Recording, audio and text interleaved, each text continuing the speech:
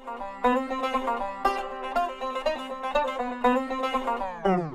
peso do bezerro, depois da concepção, ele já começa a valer ali. Você tem que pensar hoje em 4% do valor da sua propriedade, você ter esse lucro por ano.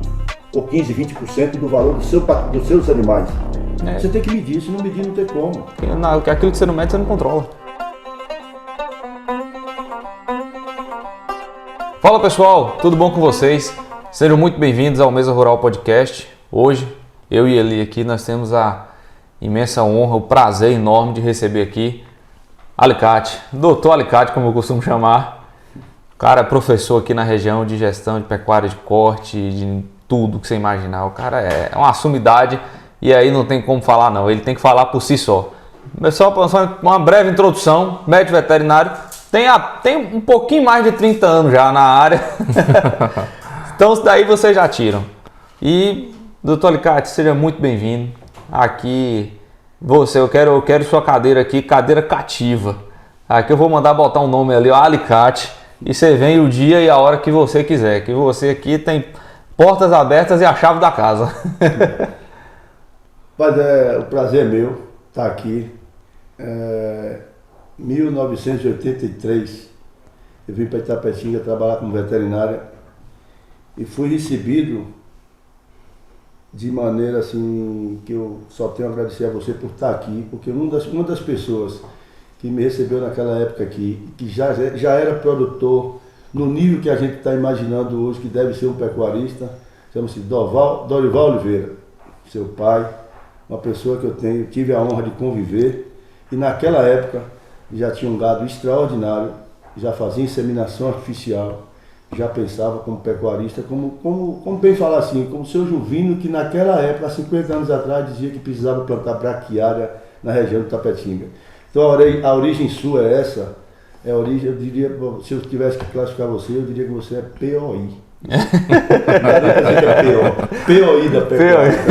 Então assim, é um prazer eu estar aqui. E assim, parabenizar vocês pela ideia, pelo programa, pela essa ideia que vocês tiveram de fazer isso aí, porque eu acho que a informação, o conhecimento é que vai tirar nós, colocar esse país no lugar onde ele deve ficar, porque o potencial que o país tem para produzir carne é uma coisa simplesmente fantástica, uma coisa extraordinária. Nós estamos falando aí de milhões e milhões de quilômetros de extensão, com 210, 220 milhões de cabeças de gado. Então nós temos um potencial que nem a gente mesmo ainda se deu conta disso aí. E a partir do momento que pessoas como você, baseado na tecnologia, em produtividade, o pensamento é esse hoje, tá? Então eu estou parabenizando vocês pela essa ideia, por esse programa que vocês criaram, que não tenha dúvida, isso vai beneficiar demais a pecuária como um todo, a pecuária regional e a pecuária, por que não dizer, hoje com o advento da mídia, do jeito que está aí, a pecuária nacional. Eu não tenho dúvida que você tem aqui em Itapetinga grandes técnicos, sempre existiu grandes técnicos em Itapetinga. Quando eu cheguei em Itapetinga, em 1983, eu vim de um grande professor, chamado Francisco Salles, da Granja Birimbau, lá de Feira de Santana, foi meu grande mestre em reprodução, e cheguei aqui em Itapetinga, me juntei com o Dr. Hermival Carneiro, estou falando de 1983, Dr. Zé Augusto, grandes agrônomos. Itapetinga nunca dependeu de técnicos para progredir. Sempre que precisou, sempre teve grandes técnicos, isso eu posso lhe falar. Estou falando de 1983, que encontrei aqui uma equipe de veterinários, os nossos grandes professores, tipo Chico Salles, Hermival Carneiro e companhia, tá certo? Então nunca faltou técnico para dar apoio à pecuária de Itapetinga. Agora, a gente precisa que o pecuarista realmente se enquadre nisso daí, porque hoje a fazenda que não aderir à tecnologia, a fazenda que não pensar em produtividade, isso aí pode ter certeza que ele vai mudar de atividade, não vai demorar. Antigamente, há uns anos atrás, o pecuarista criava um patrimônio grande, ficava com muito dinheiro quando ele não vendia o boi. Quanto mais tempo ele conseguisse ficar com o boi dentro da propriedade, melhor era para ele, porque a inflação, chegamos a ter inflação na época de Sarney de 80% ao mês. Imagina o que era isso. Então o boi, depois de 3 anos, 4 anos, já estava pago e o cara estava ganhando dinheiro. Você imagina aí. E quando eu não vendia o boi, é que eu ficava rico, porque eu ganhava dinheiro. Hoje é totalmente o inverso. Hoje um boi, a partir de 3 anos, a gente não consegue mais ganhar dinheiro com ele dentro da propriedade. Para você ter ideia, nos anos 2000, 50% do rebanho eram abatidos a partir de 36 meses. Hoje, não passa de 5%, 6% do rebanho é abatido a partir de 36 meses. Olha como é que a gente tem evoluído, tá certo? A gente fala que a pecuária nossa é isso, é aquilo, mas no fundo, a gente tem dados que vem melhorando muito ao longo dos anos. Você tem ideia, de 2000, estou falando de 20 anos, sai de 50% dos animais abatidos a partir de 36 meses. E hoje nós estamos só com 6% dos animais abatidos a partir de 36 meses. É uma evolução muito grande. Então, mais uma vez, quero lhe agradecer o convite e dizer que eu estou aqui em um lugar que eu estou até emocionado, porque é um lugar que eu fui muito bem recebido na minha chegada em Itapetinga. Itapetinga virou a minha cidade. Recebi o título de itapetinguense, Juraci na época era vereador e fui para a Câmara, com muita honra. Hoje eu sou cidadão itapetinguense e criei minha estrutura aqui, criei minhas amizades aqui, fiz a minha vida profissional em Itapetinga e estou à disposição da pecuária para que a gente ajude as pessoas e que as pessoas também, como você e ali, me ajudem, porque nós estamos aqui para colaborar um com o outro. Você tem trazido assim de forma muito natural algo que tem acontecido até com os outros convidados, essa receptividade de Itapetinga, e também coloca o quanto essa terra, digamos, é produtiva, é promissora. Agora, é claro que uma pessoa como você, como o Juvino Oliveira, que tem a origem de Doval aqui, né? Tem pessoas que conseguem se sair antes até do tempo em si, conseguem enxergar oportunidade. E, como eu falei, todos os convidados têm enxergado essa possibilidade. Ou seja, é firme, é forte nossa terra. Agora, cabe nós dar continuidade a essa potencialidade da região, né? E aí a gente queria assim, buscar ou conversar com você a respeito, dentro da pecuária, que ramo você tem trabalhado mais? Na realidade, aqui a gente dá assessoria a algumas fazendas, tá? A gente tem o rancho, uma loja de produto veterinário, que agora no dia 10 de abril fez 30 anos aqui em Itapetinga. É uma honra muito grande para a gente e agradeço Doval e outros clientes nossos, que sem eles o rancho não existiria.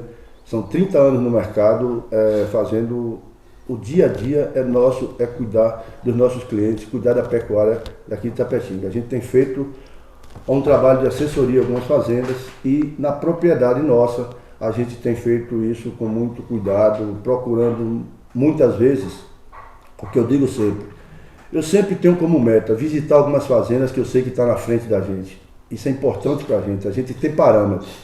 Então, quando eu visito uma fazenda que está na minha frente, eu volto de lá com certeza com mais vontade de trabalhar, porque a gente nunca vai chegar à perfeição, a gente nunca vai chegar no máximo, tá certo? Mas procurar ele, a gente vai ter que fazer isso sempre. Então, visitar outras fazendas que estão na nossa frente aqui, em outros estados, outros técnicos, proporcionar a visita de alguns proprietários lá na nossa fazenda, porque a gente faz um dia de campo todo ano, lá no Rancho de Palha, para mostrar o trabalho que está sendo feito, com palestra de técnicos que a gente convida para vir, para colaborar com a gente, certo? A gente está sempre procurando essas visitas de técnicos, de proprietários e fazendo visita em fazendas que a gente também sabe que está na frente da gente, para que a gente consiga melhorar a cada dia. E a pecuária de Itapetinga, eu tenho um amigo, lá, apesar da diferença de idade, mas é um amigo ele é usineiro lá em Pernambuco, Zito. Esse rapaz, ele tem usina lá, são 3 irmãos muito unidos, e ele vinha muito aqui em Itapetinga comprar burro para abastecer a usina dele lá e coisa desse tipo, e ele dizia direto, Cátia, só fala mal da terra de Itapetinga quem não pode comprar terra aqui. É a única coisa, o único motivo da pessoa falar mal da terra dessa. Porque só nessa estrada aqui, nesse asfalto, de Itabuna até Conquista, se eu morasse aqui, eu tirava 2 mil litros de leite por dia. A terra, o asfalto aqui de Itabuna até Conquista, eu tirava 2 mil litros de leite por dia com minha turma. Então, e é uma realidade. Itapetinga é uma terra altamente promissora, uma pecuária que Deus deixou, uma terra que Deus deixou no mundo para criar o gado. Agora precisamos acompanhar isso tudo. Tem muita terra degradada? Tem. Mas a partir de 2015, 2016, aquela seca forte que teve, tá certo? A gente tem visto muitas propriedades sendo recuperadas, muitas fazendas sendo recuperadas e uma procura muito maior por uma assessoria técnica, que isso é que é o mais importante na fazenda. O proprietário que não der acesso a um técnico competente, a um técnico que tenha a condição realmente de ajudar ele, vai ser difícil. Eu não vejo uma fazenda hoje sem esse conjunto. O proprietário está alinhado com a assessoria técnica. Eu não vejo como o pecuário ir para frente se não tiver isso aí. Concordo. Inclusive eu falo aqui que eu repito muitos mesmo. Para mim o conhecimento técnico ele economiza o bem mais precioso que a gente tem na vida, que é tempo. O cara às vezes sozinho, o cara pode levar 20, 30 anos, mas ele chega lá. Você bota um técnico comprometido, um técnico sério dentro da sua propriedade, com coisa de 2, 3 anos você já está lá, pô. Isso aí. Isso é uma diferença absurda. Essa semana mesmo, aquele vídeo que eu te mandei dos bezerros apartados. Eu lembro lá atrás, quando eu cheguei aqui, ele falou, rapaz, insemina, bota inseminação, pega a sua vacada, insemina, faz um acasalamento diferenciado e batendo na tecla o tempo todo, vai, Doval, vai. Aí eu, uns 3 anos pra cá, eu tomei coragem, falei, vou fazer esse negócio, vou fazer estação de monta. Ele, não, moço, no negócio de inseminar solto não, estação de monta, gado de corte é estação de monta. E fui, peguei, chamei o Thiago Roseiro, ele veio, fez comigo, acompanhou, fez tudo. Quer dizer, eu apartava bezerro aqui no mês de maio, com no máximo, vou falando a verdade aqui, no máximo 7 arroba, 7.3, quando muito 7.3, eu apartava aqui. Ouvi a conversa de que na época de meu pai se apartava com 8 arroba, mas eu mesmo nunca vi. No tempo que eu estava aqui, eu apartava com 7, 7.3, 7.5, eu tenho minhas anotações e eu posso mostrar a hora que quiser. Esse ano eu tive a felicidade de apartar bezerro com 7 meses, com 8.58. Nelore, rústico, a pasto, comendo sal. Aí que eu falo agora, como que o conhecimento técnico é caro. Os mesmos bezerros, as mesmas vacas, me deram um bezerro, 1,3 mais ou menos, e mais pesada do que as outras, só porque eu peguei e apliquei conhecimento técnico dentro da propriedade. E não fiz nada demais, Alicate. Você conhece aqui, você sabe o que eu fiz demais aqui? Não dou ração para os bezerros, não que eu não acho que não é mérito, mas não dou porque eu não tenho estrutura. E bezerro a pasto, apartando desse peso, pô. E assim, tem um outro parâmetro aí que assim, a mãe desses bezerros, que foi as que pariram no cedo, que a gente fala, já estão prenhas, né? Já estão prenhas, está numa condição corporal satisfatória e já é um resultado que a gente vai colher o ano que vem. E aproveitar a oportunidade para pedir a galera aí para se inscrever no canal nosso do YouTube e dar aquele like, né? Voltando aqui à nossa conversa.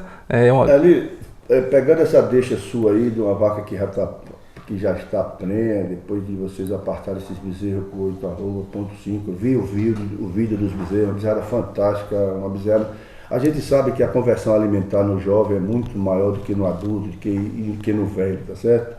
Mas aqui no boi não existe esse termo velho, no boi adulto, tá certo? Mas, e você fazendo uma suplementação como ele fez, só com proteinado de alta qualidade, tá certo? Ele conseguiu esse resultado aí na mesma propriedade, as mesmas vacas, como ele está falando aí, tá certo? Então, você cuidar da vaca, porque o peso do bezerro, depois da concepção, ele já começa a valer dali.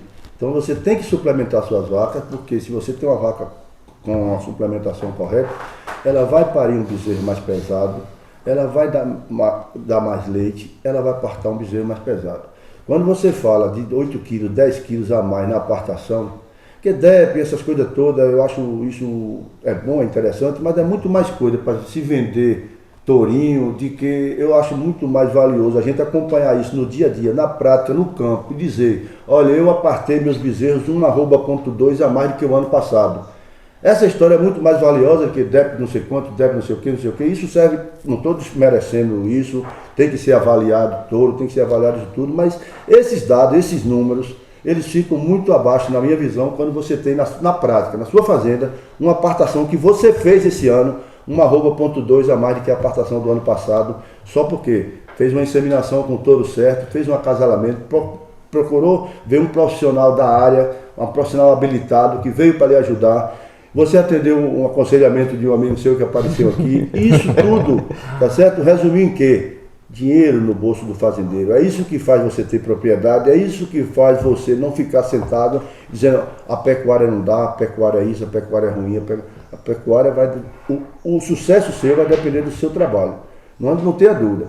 Quando você se cerca de bons técnicos e com a cabeça que você está, com a visão que você está, não tenha dúvida, você vai ser, já é e vai ser um dos grandes pecuaristas da região. Isso eu não tenho dúvida. Agradeço. Eu não tenho dúvida. Espero poder Primeiro corresponder. tem origem, tá certo? Tem genética e tem visão, tá? E está cercado de bons técnicos. Disso daí, eu não tenho dúvida. Hoje você é um pecuarista de referência no leite e você é um pecuarista de referência no corte, tá? O seu trabalho agora, cuidar de pastagem, você está com sua fazenda, você ficou fora um tempo, tem pouco tempo que você assumiu a sua pecuária. Tem 6 anos. 6 anos de pecuária, 6 anos de pecuária, cara, é nada. um embrião, tá certo? Para você estar com a visão que você está e onde você já chegou, tá certo? É uma coisa rara, porque Itapetinga tem grandes patrimônios, Nós não podemos de jeito nenhum, certo? Não aproveitar uma oportunidade dessa para dizer que um seu Juvino, Espinheira, Dona Regina Monte, tá certo? Marcos Vanderlei, seu Vadinho Figueira, então, seu Firmino, são pessoas que foram desbravadores dessa região e fizeram um trabalho em pecuária que são coisas que a gente tem que tirar o chapéu para eles. Que faziam inseminação, Marcos Vanderlei, seu Vadinho Figueira, então pessoas que trabalhavam com leite e iam no Rio Grande do Sul comprar reprodutor para trazer para aqui. Cori Moreira, há 40 anos atrás, 50 anos atrás, foi nos Estados Unidos importar um gado Santa Gertrudes, montou um laboratório dentro da fazenda dele, isso eu estou falando nos anos 80, 70, 80, montou um laboratório dentro da fazenda dele, contratou um veterinário e tinha um veterinário particular dentro da fazenda dele. Olha a visão desses homens, do Cori Moreira da vida, tá certo? E fez história, né? Fez história mesmo, são pessoas que a pecuária de Itapetinga está onde está, graças a essas pessoas. Depois deu aquele vácuo, aquele branco, deu aquela acomodada. Muitas pessoas também não colocaram os filhos no caminho da pecuária, uns se dispersaram, foram cuidar de outras coisas e as fazendas foram começando a precisar. Essas pessoas começaram a envelhecer e não tiveram aquela renovação para dar seguimento àquilo. Tem aquele espaço que eu digo assim, é um branco, um vácuo que teve na pecuária de Itapetinga. Para agora, a partir de 2016, 2017, depois daquela seca, voltar novamente o pum, tanto que a inseminação voltou com força, a inseminação estava lá embaixo. Hoje a gente trabalha com reprodução e trabalha também, a gente representa a CRV Lagoa aqui em Itapetinga. Sim. A gente sabe a quantidade de sêmen que tem se vendido nos últimos anos. Então, voltou tudo a dizer assim, não, agora nós temos que produzir porque a ordem é uma só. Ou você produz ou você sai do ramo. Não tem espaço para você ficar esperando só para o seu patrimônio. Porque antigamente, na época da inflação, se você não fizesse nada na sua fazenda, em 3 anos, 4 anos, ela dobrava de preço. Olha que negócio louco. Hoje, se você não fizer nada em sua fazenda, com 3, 4 anos, ela está 30%, 40% mais barato. Então agora não tem pedido, não tem, vamos ver, ou faz ou deixa de ser. É perder dinheiro. E uma coisa que eu sempre ouço muito, que a gente conversa, eu e você, a gente conversa muito, sempre ouço muito você falar, e é uma coisa que eu acho interessantíssima a gente trazer, é o seguinte, a propriedade ela tem que dar lucro e você tem que criar métricas para você poder medir isso aí. E você, como especialista nessa área, fala um pouquinho pra gente aí, porque você falou um negócio pra mim esses tempos atrás que, e assim, eu ouvi falar no pessoal de São Paulo, eu falei, rapaz, Alicate já tá fazendo isso aqui. Quer saber o seguinte, quanto é que sua propriedade está te dando de retorno por hectare? Veja só, a gente hoje eu tenho uma meta, tá certo? Para 2 hectares, 2 UA por hectare, tá certo? Quando se fala 2 UA por hectare, você vai chegar em torno aí de 900 mil reais, 1.200, 1.400 reais por hectare. Hoje a gente está com uma UA.3, uma UA.4, então eu estou falando aí de 900 mil reais por hectare. Tá? Antônio Chac, que é um grande mestre nosso, é meu amigo particular, tenho uma admiração especial por ele, porque é realmente um monstro da pecuária, porque ele trata mesmo de pessoas. A gente não pode pensar em pecuária só pensando em boi. A gente, primeiro na pecuária, eu acho que a gente tem que cuidar de gente. Se a gente não tiver condição de cuidar do nosso pessoal, nós não vamos ter pecuária de jeito nenhum. Verdade. Você chega numa fazenda, mata-burro está sem um pau, a cancela está arrastando, você tem que descer do cavalo para abrir. O trator está com o pneu furado, que você não sabe nem o dia que furou, não sabe nem se recupera mais. Então você tem que abrir o olho para aquela propriedade, porque o próprio fazendeiro não tá querendo nada com a hora do vazio. E aí o funcionário dele, que vê aquilo ali, o dono certo? Agindo dessa maneira. Ele vai dizer, pô, se o dono não quer nada, imagine eu. Já Aí você chega na fazenda vizinha, tá lá o trator, mesmo usado, mas totalmente lubrificado, dentro de um galpão. Você vê o cavalo do cara com a sela, que faz gosto do cara montar, o cavalinho dele todo tratado, arrumado, a cabeçadinha no lugar. Você fala, bom, aqui não tem só dono não, aqui tem dono e tem equipe. Aqui a gente pode sentar, porque aqui eu sei que nosso trabalho vai fluir. Senão não adianta eu chegar lá como técnico, querer fazer alguma coisa, se a equipe que vai ficar lá não vai aceitar meus aconselhamentos, como você falou que eu fiz com você. E esses pequenos detalhes dá pra gente fazer uma leitura, né? De como o nível tecnológico da propriedade está andando. Não, você quando entra na porteira, você já sabe do que se trata. Pra gente que só faz isso na vida, quando você entra na porteira, olhou o primeiro lote de gado, a cerca, o matabu, o trator, o cavalo do carro, você, bom, aqui agora eu cheguei no lugar que eu cheguei para ficar. Aqui eu sei que nós vamos produzir aí 500. Hoje, você sabe que tem gente que não tem um capim, não sabe quanto está produzindo, quanto o boi dele está produzindo, e quando aparece um lote de boi, ele compra. A gente sabe hoje que 550 gramas, 600 gramas dia, é um mínimo para você dizer, sim, eu estou num patamar regularzinho aqui, daqui para frente eu só tenho a crescer e melhorar de vida. Mas para trás, se eu tiver para trás, eu estou no vermelho, não tem jeito. Aí você nem sabe quanto seu boi está ganhando, tá certo? Nem sabe às vezes que nem tem o capim, porque quem determina, na minha propriedade eu não mando em nada, lá quem manda é a planta. A gente botou isso na cabeça e eu preparei a minha equipe para isso. Lá quem dita as normas é a planta. Se a planta tiver em condição de ter gado lá dentro, eu tenho boi. Se ela disser para mim, venda, porque estou precisando de respirar, o boi sai naquele dia. Não tem negócio de 2 tempos. Então eu preparei meu pessoal para fazer esse manejo baseado na planta. A planta é quem dita as normas. E eu acho que divisão de pastagens, lotes pequenos e privilegiar principalmente a planta é o caminho da pecuária moderna. Eu não vejo diferente disso. Como é que eu vou indicar você, ou pedir a você que faça uma suplementação, mesmo mais simples, ou um arraçoamento, numa fazenda que o cara não tem um coxo apropriado, numa fazenda que você não tem condição de indicar produto nenhum, nem o sal branco mais. Você imagina um produto de qualidade como a gente usa, tá certo? Então, o diagnóstico da fazenda, para a gente que está nesse meio, na entrada da fazenda, no primeiro mataburro que a gente entra, a gente já sente no ar que aquilo ali vai dar certo ou não vai, ou está dando certo ou não está. Você colocou um ponto muito importante, eu vou voltar a frisar que o fazendeiro ele tem que ser um produtor de pastagem, para depois o boi é quem paga as contas no final. O boi você compra, você vende, é fácil. Agora o volumoso você tem que produzir. A gente já até colocou isso aqui em alguns outros momentos. O produtor ele tem que produzir seu próprio volumoso. Tem que ter esse profissionalismo na produção. E a gente percebe o tanto de área degradada que as pessoas conseguem enxergar, trabalhar só especificamente com o boi. E não tem essa visão que você colocou em relação à pastagem. É porque mudar essa cabeça também de manejo de pastagem é muito difícil.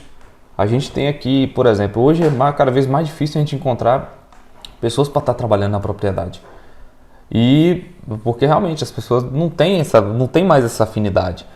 E a gente, hoje em dia, para você botar uma pessoa dentro da sua propriedade, para ela estar trabalhando, para ela estar desempenhando o trabalho certinho, muitas vezes é aquilo que eu sempre falo. Às vezes, eu até conversei mais cedo com você sobre isso. Eu falei, Kátia, quando a gente vira e fala bem assim, ó, bota o gado nessa passagem, quando tiver já batido, você tira.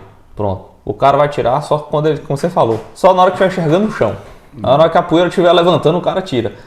E aí, às vezes, eu falo bem assim, aí falta também a outra ponta, que é o cara que está dando a instrução, trazer o conhecimento, aquilo que você falou. Você falou ali, você falou assim, a gente tem que botar a equipe lá e tem que dar o conhecimento para essa equipe. Não adianta eu chegar e falar assim, ó, fiz aqui, reformei a pastagem, tá tudo certinho, agora quando tiver batido você tira. E o cara vai e passa 15 dias fora da fazenda, quando ele volta não tem mais nada. Já bateu mesmo, literalmente bateu tudo. E é interessante a gente até informar para o pessoal que a planta, ela recupera em função da área foliar que ela tem. Para a realização da fotossíntese, né? Exatamente. Se você deixa o boi comer demais e deixar só o como, o tempo que ela necessita para essa recuperação é maior.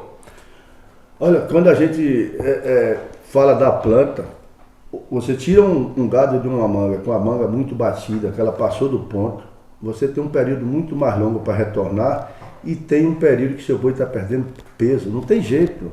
Olha, eu vou te dar um dado aqui. Eu queria ver se a fazenda abrisse a porteira hoje, nós estamos em maio, para a gente fazer um peso das boiadas em 10% das fazendas de Itapetinga hoje e fazer em setembro. Para você ver se 70% a 80% desse gado não está perdendo peso daqui até setembro. Você imagina o que representa isso em 1000 bois. Ele perde tranquilamente 500 gramas, 400, 500 gramas mês, não tenha dúvida não. Nesse inverno seco que a gente tem aqui, sem suplementação, lotes grandes, você pode ter certeza, de maio a setembro aqui, eles estão no vermelho, mas não tenha dúvida disso. Estou falando do boi perder peso, não estou falando do boi empatar não. Porque se você não tiver as pastagens corrigidas, tudo direitinho, suplementando, você não passa o inverno aqui em Itapetinga daqui até setembro com seu gado em condição de ganhar peso, não. Eu estou falando em empatar. Se ele não perder peso, já é um grande negócio. Eu vou falar, 80% das fazendas aqui de Itapetinga hoje, eles perdem peso no inverno. As que não estão suplementando, isso não tenha dúvida. Isso é coisa que eu lhe provo na prática. Isso é o famoso boi sanfona. Exatamente. Você pega a época das águas, dá 4, 5 passos para frente e depois você dá 2, 3 para trás. Isso é complicado, tem que equilibrar. E suplementação hoje é uma realidade dentro da propriedade. Eu vejo muita gente ainda resistente à suplementação e às vezes até trazendo até críticas severas à suplementação. E rapaz, e é impressionante, a gente já fez alguns lotes de terminação aqui na fazenda e o resultado que a gente tem é fantástico. O gado sai assim com uma qualidade, um acabamento de carcaça fantástico, além de tudo num tempo rápido, né, um tempo recorde muitas vezes.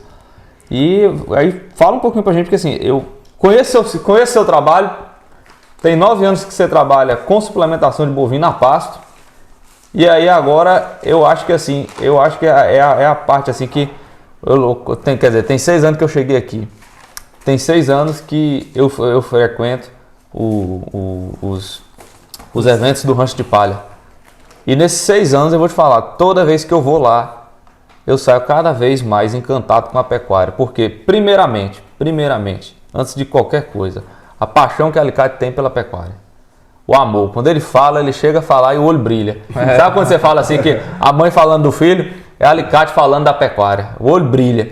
E segundo, que é porque realmente ele não chega para você e fala bem assim, faz aí que eu acho que vai dar certo. Ele fala, não, vem cá que vou te mostrar que eu fiz e vou te mostrar que deu certo. Olha, há 9 anos a gente iniciou o semi-confinamento lá na fazenda. Eu tinha uma equipe, tem um vaqueiro que trabalha comigo já há 23 anos, certo? Ele tem 3 filhas, todas 3 se formaram, mas 2 sempre na cidade e tal, e uma desde pequenininha sempre acompanhando a gente lá na fazenda. E durante esse tempo eu fui preparando ela para ser a gerente da fazenda pelo fator cultura. O pai dela é um monstro para trabalhar, mas não tem condição de me dar os dados que eu preciso da fazenda, as informações que eu preciso da fazenda. Então ele hoje é vaqueiro da fazenda e ela é a gerente da fazenda, tá certo? Então eu empoderei ela pelo conhecimento que ela adquiriu durante os anos. Não tem nada de favor de nada. Da porta para dentro é filho e pai. Já é casada, hoje tem um filhinho, mas monta num cavalo como qualquer outra pessoa normal, funciona normal como um gerente de fazenda mesmo. E é ela que toma conta desse setor do gado do raçoamento, do semi-confinamento. Então, a gente tem hoje a gente já está fazendo o ciclo completo também. Estava só com boi o tempo todo, comprava. Eu dou assessoria a algumas fazendas. São fazendas com uma qualidade extraordinária, tá? Porque a gente, esse dia mesmo, estava conversando com o Dovão, falando sobre o gado dele. Aquela pessoal daqui fala assim, a raça entra pela boca. Mas genética, meu compadre, não adianta, que a gente tem que respeitar. A genética ela é soberana e o gado que a gente trabalha no semi-confinamento, todo gado vem de inseminação, vem de touros provados, certo? Geneticamente superiores. Está lá o gado no Rancho de Palha, são 1.100 cabeças em 525 hectares, produzindo aí em torno de 1,1 kg, 1,2 kg média. Dia. Tá? Então é aí que a gente está com 1,3 animais por hectare, que a gente está nessa faixa de R$1.000, R$1.100 por hectare ano. Tá? E hoje, a gente tem umas contas que aqui agora não é a hora da gente apresentar conta, nós estamos no escritório, estamos na fazenda a hora que as pessoas quiserem ir lá, tanto para ver em loco o manejo, o que a gente está fazendo, o que a gente preparou lá. Eu preparei 75 piquetes e 6 hectares cada um. Todo animal que chega na propriedade, bezerro de apartação, eu gosto sempre de frisar, ele está sempre acima de 7,5 arroba. Eu não me importo de pagar o ágio do bezerro mais pesado, porque também eu vou abater ele mais cedo. Nosso ciclo lá são 11 meses. 11 meses, tá? Então a gente prepara os lotes de 44 animais, são todos numerados e pesados individualmente para preparar os lotes. Então a gente tem lá os lotes de 44 animais, em cada piquete desse, inicia com 1 quilo de ração. E aí a gente passa 6 meses com esse lote sem mexer nele. Depois de 6 meses a gente muda para 2 quilos de ração, tá? Aí eu passo mais 3 meses, depois aí eu vou e divido esse lote em 2 lotes de 22, que o meu caminhão foi preparado para isso, uma gaiola com 11 metros de 80, eu mesmo que transporto esse gado, é bom eu falar disso depois para vocês, o porquê disso. Então a gente aí, nossos ciclos são 11 meses, 6 meses de 1 quilo, 3 meses de 2 quilos e 2 meses de 3,6 kg, que eu boto 80 quilos para 44 bois, que é meu lote, para depois eu dividir em 22, que é a minha carreta. Na realidade, a gente começa praticamente com 1%, 0,8%, porque eu começo com bezerro de 7,5 arroba, mas eu vou até 10 com o mesmo quilo, tá certo? Então essa conta que o pessoal, tem gente por aí que até duvida de que o que eu estou fazendo está dando algum lucro. É porque ele não está participando diretamente do que a gente faz. Então, quando você começa com 0,8, 1 quilo de ração, você está fazendo tipo 0,8. Quando você chega a 10 arrobas, 11 arrobas, o boi está comendo o mesmo quilo de ração. Então, você tem que trabalhar com média. Eu trabalho com média do que eu produzo por dia, de quilo dia, e o que é que eu faço no final. Então, hoje, com essa suplementação que eu estou fazendo, Val, 1 quilo até 10 arrobas, 2 quilos até 15 e 3,6 kg de 15 até 18. Certo? Eu tô fazendo isso em média 1,750 kg na minha propriedade por boi, durante o período. Rapaz, isso média do animal. Não é 1% do peso que eu levo direto. Porque quando eu coloco 1 quilo de ração para o bezerro, ele vai até 10 arrobas comendo 1 quilo de ração, por animal. Quando eu boto para 2 quilos, 10 arrobas, ele vai até 15 comendo 2 quilos. Então 2 quilos de ração para 15 arrobas, que são 450 quilos, não vai ser 1% nunca, tá certo? Então essas contas de fazenda, que são as contas nossas. Cada fazenda tem seus números. Quem não tem número está morto. E quem tem e que não usa, é pior ainda. Tá certo? Porque ele não sabe nem o que ele está fazendo. Então eu estou em média hoje, lá na propriedade, em 11 meses, com 1,750 kg boi. E assim, é bom frisar que apesar dessa suplementação, a disponibilidade de forragem é... Assim, aí, esses piquetes, 75 piquetes que eu tenho lá, é por causa disso. Peraí, 75 piquetes em 6 hectares cada um. Em 500 hectares. 500 hectares. Você vê, tem propriedades que tem 800, 900 hectares e que não tem 40 piquetes.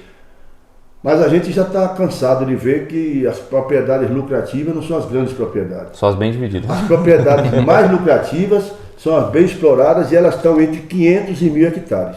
É tanto que as grandes empresas hoje estão dividindo as propriedades em setores para que cada administração administre de entre 500 e 1.000 hectares. As grandes propriedades. Eu tive conversando com o Chaco esse tempo aí, ele me dizendo, Cátia, aqui agora o Mato Grosso, o Pará, nossa equipe aqui, estamos hoje nessa linha aí. Nós estamos hoje, sabe que o benchmark dele é um show, ele tem dados concretos, dados práticos, tá certo? Então eles estão pegando os grandes pecuaristas, fazendo módulos de 500 a 1.000 hectares, porque eles sabem que são as fazendas mais produtivas, as que estão nesse setor aí, que você controla tudo, você tem condição de fazer todo esse manejo que a gente está fazendo aqui, dividir do jeito que você quiser, manejar a planta do jeito que você quiser.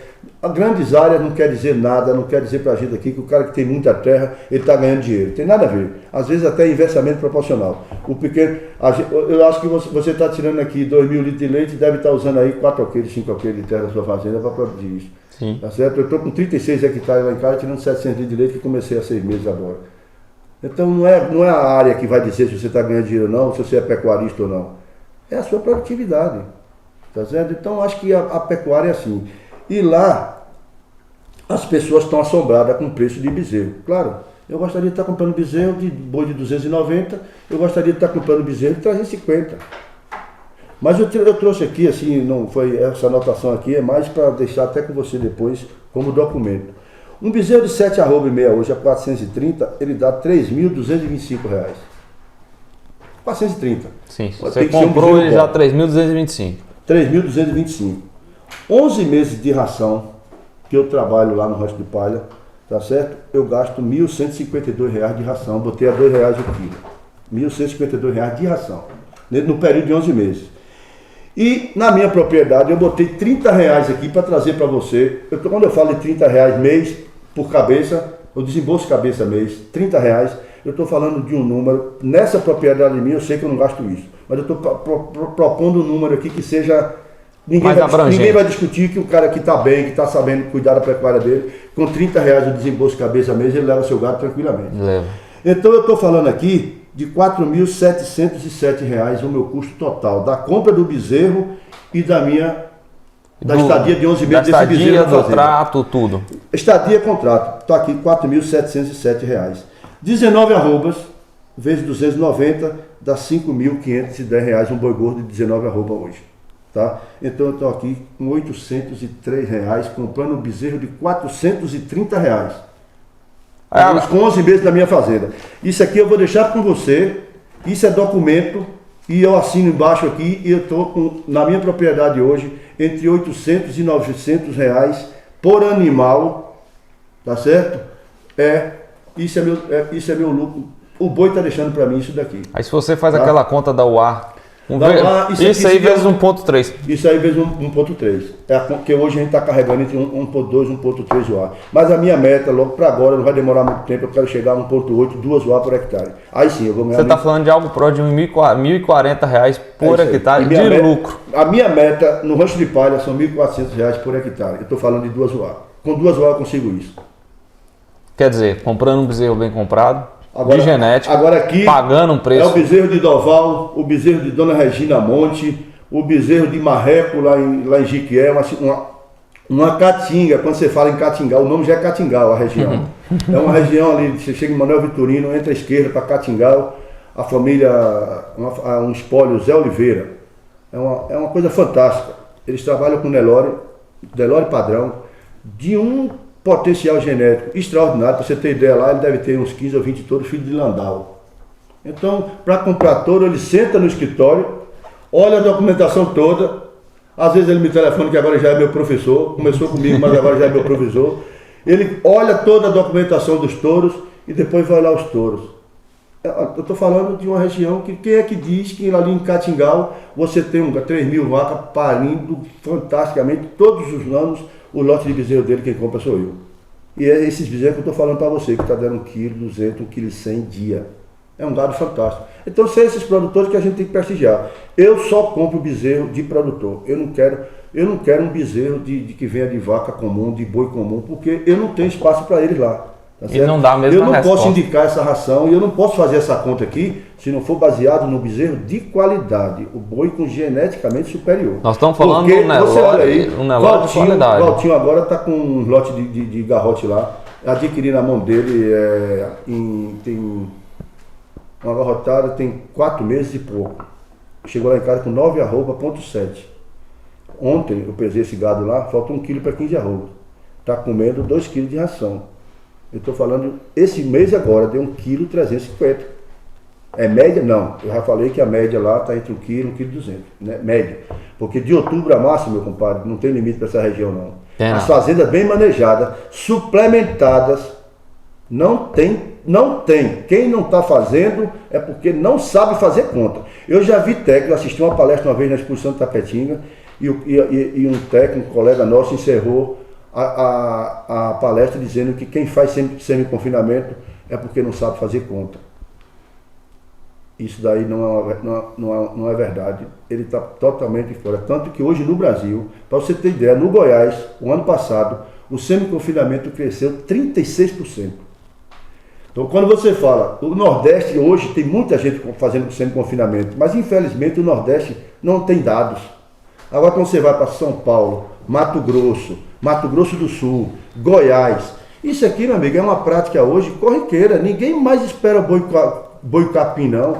O capim é primordial, o boi nasceu para ser criado no capim. Agora a suplementação é estratégica, é quem quer diminuir o ciclo, é quem quer produzir carne de qualidade. Nós precisamos produzir um boi com 20 arroba com 20 meses. Sim. E tá aqui uma receita, não é longe não é São Paulo, não é Mato Grosso, não é não. Eu tô falando aqui em Tapetinga já tem. Palha, né? Aqui em Tapetinga já tem, tá lá. A gente faz dia de campo e a cancela está aberta sempre. Agora mesmo recebemos um grupo de Piauí. Um colega nosso, que é representante da Tortuga lá, Marcão, trouxe um grupo de Piauí. Passamos o dia lá, batendo papo, trocando ideia. É isso que eu estava falando antes. Tem 3 coisas que a gente não pode abrir mão em fazenda. Sempre visitar quem está na frente da gente. Trazer gente para nossa fazenda, porque de qualquer maneira deixa alguma coisa para a gente. Sim. Não pode abrir mão disso, tá certo? E tá sempre com técnico. Sempre que puder, leva um colega, um veterinário, um zootecnista, um agrônomo que é colega seu. Vamos almoçar lá em casa, vamos bater papo no final de semana. Dali sai coisa boa. Então, a preocupação que eu tenho em fazenda, sempre eu digo, até eu faço uma brincadeira, ó, vizinho ruim e técnico desinformado, por amor de Deus, toma cuidado, porque é 2 desgraças na pecuária. Por amor de Deus, toma cuidado. Mas aqui não vai nenhum elogio próprio, nem estou aqui nem desmerecendo ninguém. Mas vizinho ruim é só para atrasar a gente mesmo e dar problema. E um técnico desinformado, às vezes sem nenhuma maldade, sem ter nenhuma intenção de prejudicar você, mas por falta de conhecimento, por falta de uma prática da pecuária em si, o que é produzir 1 quilo de carne por dia, como que eu vou produzir esse quilo de carne por dia, ele acaba ali levando para um caminho que não é o correto. Sem nenhuma maldade, não vai aqui nenhuma crítica a quem está começando, porque todo mundo começa, claro. Mas a gente tem que saber a hora da gente dizer assim, não, eu tenho condição de assumir uma propriedade ou não tenho, porque é muito dinheiro. Você tem que pensar hoje em 4% do valor da sua propriedade, você ter esse lucro por ano, ou 15, 20% do valor dos seus animais. E estou falando em receita anual. Ou 4%, 4, 5%, os grandes pecuaristas hoje, os que estão no top mesmo, faturam por ano 4% do valor da propriedade, que são dados fantásticos. A pecuária, cara, a pecuária é um negócio extraordinário. Entendeu? Nós somos o celeiro do mundo, nós vamos dominar o mundo. Só depende de nós mesmos. Com a área que a gente tem, com um país tropical, com a planta que a gente tem, o boi nasceu para comer capim, gente. O boi nasceu para comer capim, o boi é uma máquina. Pega um capim seco e transforma em proteína, transforma em carne. Isso é um animal abençoado. É uma máquina fantástica. É um animal abençoado. Ele come um capim seco ali, você suplementa ali. Antigamente botava uma ureiazinha. Antigamente era só sal branco, ninguém dava nada. Depois sal branco. Aí depois vem os ureados. Você botou uma ureia ali, já modificou alguma coisa. Depois botou um milhozinho passado ali, vem o proteinado. Agora já vem o semi-confinamento. E tem o confinamento lá na ponta, que não é o caso nosso, porque nós não estamos numa região de grão. Nós não somos donos de frigorífico. Porque hoje o confinamento está restrito a quê? As grandes áreas de grãos. E os donos dos frigoríficos, que é quem dita a norma do preço do boi. Claro. Então, outra coisa que fala nisso, eu nunca me preocupei com o preço de boi quando eu vou vender. Eu tenho que me preocupar como que eu estou produzindo aquela roupa, em quanto tempo eu vou produzir ela. Essa é a minha função. Porque o preço do boi não depende de mim. Então, o que não depende de mim, eu estou fora. Eu não vou perder tempo com isso. Agora, no dia que meu boi chega a 18 arroba, eu não quero saber qual é o preço. Ele vai para o frigorífico. Isso eu não posso abrir mão. Porque eu já estou com um de 15 para entrar no lugar dele. E quanto mais eu faço isso, esse ciclo mais curto, e tem um animal mais jovem sendo alimentado, mais dinheiro está entrando para a propriedade. Porque a gente aqui já está sabendo, começamos falando disso, o que é conversão alimentar em animal jovem e no animal mais adulto. Eu estou falando de bezerro para boi de 20 meses, eu estou falando de boi de 36 meses, de boi de 5 anos que nunca comeu nada não. Então como que a pecuária hoje está? Nesse nível aí. Quem estiver pensando assim, vai sobreviver? Não, vai ganhar dinheiro mesmo. Pecuária é uma atividade lucrativa. Agora, sem técnico e sem boa vontade, e sem vontade de crescer, aí fica difícil. É porque eu acho que muita gente tem a ideia, acho que uma das primeiras vezes que eu te conheci, você usou muito essa expressão, que eu te conheci não, que eu te conheço já, eu te conheço desde que eu nasci, eu te conheço. Mas uma das primeiras vezes que agora, depois de que eu assumi aqui, que a gente se encontrou, você falou bem assim pra mim: ó, Doval, tem muita gente que vira e fala assim, ah, mas o capim tá aí. O capim tá lá, é barato, porque não, porque o capim tá lá, eu não vou suplementar não, porque o capim é mais barato. Rapaz, o custo de fazer, acho que a pessoa hoje, principalmente hoje, do preço que as coisas estão, se a pessoa parar para fazer o cálculo do custo de fazer 1 hectare, dá muito mais valor àquilo que você falou lá atrás, a planta. Com certeza. A gente agora, nessa seca que nós tivemos, que foi uma seca, foi uma seca nas águas. Essa seca que nós tivemos aqui agora, a gente conversando essa semana, eu falei, ali, nós vamos ter que dar uma enxugadinha, diminuir um pouco a taxa de lotação. Porque, e assim, aqui é tudo em família, né? Aí eu fui explicar isso pra minha mãe, para minhas irmãs e tal. Eu falei, gente, ó, porque o mais caro que a gente tem na propriedade não é o boi, não é a vaca. É formar pasto. É formar pasto. Exatamente. Material genético, a gente tem material genético de qualidade aqui, vizinho. Se for preciso chegar num momento, né? Deus livre guarde, isso não vai acontecer, mas estou falando assim, nós estamos falando de situação hipotética e extrema. Chegar numa situação extrema, vende todo o gado, segura a pastagem, conserva a pastagem, é muito melhor do que você pegar e empurrar gado, degradar a fazenda, aí depois você tem que arar, gradear, plantar, contar com tempo bom, esperar para nascer, tal. Rapaz, isso tudo é tempo. Volta aquilo que eu te falei. E aí nisso aí está implícito o produto mais caro que nós temos, que é o tempo. É o tempo. E no gado de corte permite essa flexibilidade, né, de você comprar, você vender, adquirir. No caso, o pasto não. Aí eu queria trazer esse assunto.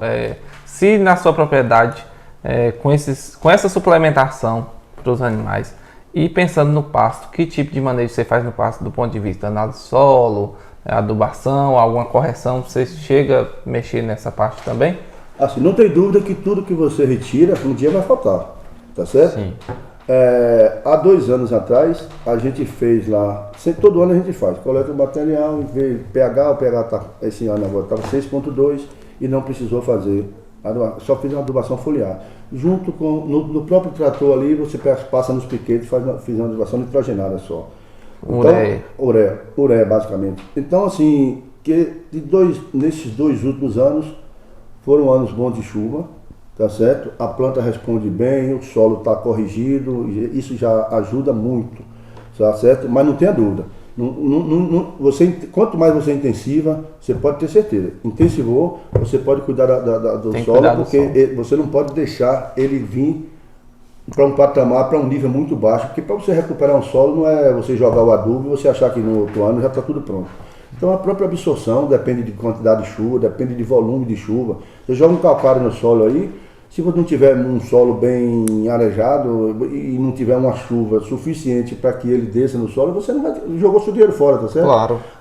Uma adubação na época errada é veneno, tá certo? Porque você não vai usufruir e ainda vai tomar prejuízo. Então essa parte tem Rubens, que é um agrônomo lá de Conquista, que me dá esse suporte, porque há uns anos atrás, muitos anos atrás, quando a gente foi fazer uma roça de cacau lá no Rocha Palha, que tem uma área lá que eu ia em Tororó pegar um agrônomo, e foi quem projetou essa roça, foi quem plantou, foi quem cuidou a vida toda dessa roça. Eu sei delegar isso aí. O que não é da minha ossada, eu entrego para quem entende. É interessante. Eu não boto a minha mão onde eu não sei.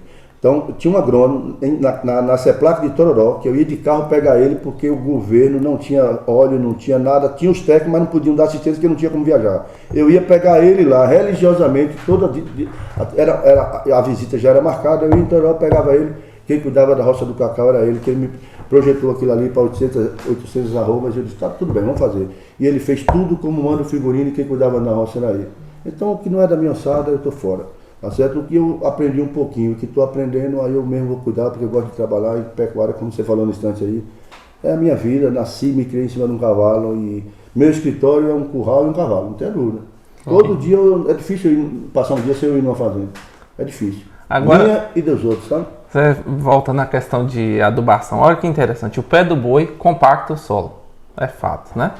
Aí você entra com adubação na planta, dá vigor para a planta, para essa mesma planta, ela emite uma raiz e quando futuramente essa raiz morre, ela vira matéria orgânica no solo, proporcionando a aeração no solo e descompactando o que o boi compactou. Agora, se fosse o caso de você só extrair, só o boi pisar lá, você não deu nutriente para a planta, cada vez mais o solo vai ficar pobre. É um ciclo que, assim, se você extraiu, você tem que retribuir, ou de uma forma ou de outra. Uma hora você tem que botar, aquilo que ele quer falar, de onde se tira que não se põe, uma hora você não tira mais. Não tem como tirar, né? Uma hora vai acabar. Tudo na vida é assim também. Eu acho que tanto é que assim, a gente vê bastante áreas degradadas em função da cultura do extrativismo, né? De só extrair o que a terra produziu e nunca oferecer. Só puxar. De volta. Só achar que você pode botar o gado lá mesmo e puxar e tirar boi gordo e tá bom e acabou.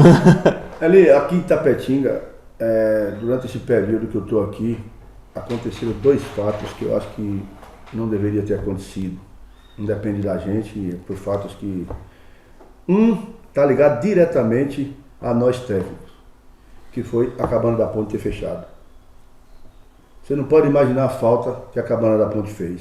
Eu, estudando veterinária, vínhamos num ônibus para a Cabana da Ponte, passava 8 dias aí, 20, 30 alunos, fazendo de tudo que você pudesse imaginar. Diagnóstico de gestação, cirurgia, tudo isso daí. Aquele Simval Palmeiras, aquele é um promissor, aquele é um propulsor de uma época. Ele é uma coisa fantástica o que ele imaginava naquela época.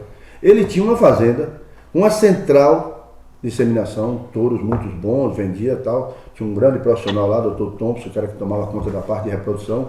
E era aberto, tinha os alojamentos para alojar estudantes para a gente aprender a ser veterinário, ser agrônomo, ser zootécnico. Imagina que visão de um cara desse.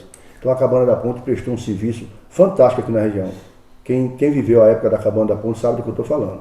E a falta que ela fez quando ela virou só a fazenda e acabou a central, tá certo? Ela sabia fazer e ensinava, né? Ela era realmente...